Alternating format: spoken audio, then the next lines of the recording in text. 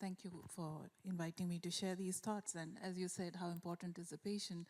So I'll start with nothing about us without us. If there is no patient, you will never learn what the patient wants or what you have provided is actually working for the patient or not. So it's extremely important that patient is part of the whole care journey and that they are included in the conversation, whether it's deciding what is good for them or discussing with them what is not working for them or trying to give them an alternate solution. And that's how we started this whole initiative, and especially through a personal experience where I nearly lost my father to a cardiac event within a multi-speciality hospital because there were so many different departments working on him. He was operated for oncology and then underwent a cardiac event, and the pulmonologist, the cardiologist and the oncosurgeon were not talking to each other because they were so busy looking at so many patients. And we as family and caregivers knew that something is not working because we saw our father restless. We saw that he was not responding. His hemoglobin level was continuously falling down. And we tried to reach out. But as I said, the oncologist felt that the surgery was complete and successful, so he didn't bother.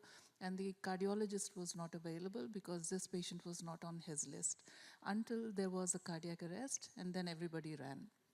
And that's how we learned that, it's even though I am a trained physician and my sister is a trained physician, nobody listened to us.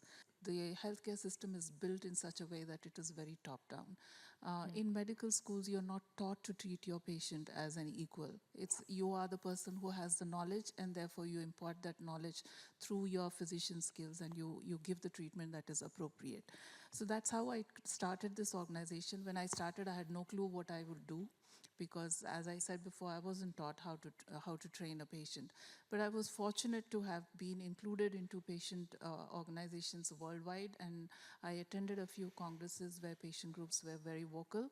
They knew exactly what they wanted to do, how they wanted the systems to change, and I said, I need this for my country, especially where healthcare is very complicated. We have an equal amount of public healthcare and private healthcare. So multi-sectoral collaboration is extremely important, and as Dr. Abdul Aziz referred, especially within the government, because non-communicable diseases go beyond the realm of health. It's urban planning, it's environment, it is water and soil pollution. So many things are there. So multi-sectoral is important, but it's very hard to implement. There is a multi-sectoral roadmap for India, but then the ministries hardly ever meet to discuss that. And when they don't discuss, then financing becomes a problem, because who's going to take the onus of driving that multi-sectoral plan or roadmap? Having said that, there is an industry, CVD alliance, industry-led CVD alliance, which brings together people who are working within cardiovascular diseases. There's also a lot of patient groups, but again, patient groups work in silos. So the oncology groups, the heart failure groups, everyone is working in their own silos. They are not integrated together.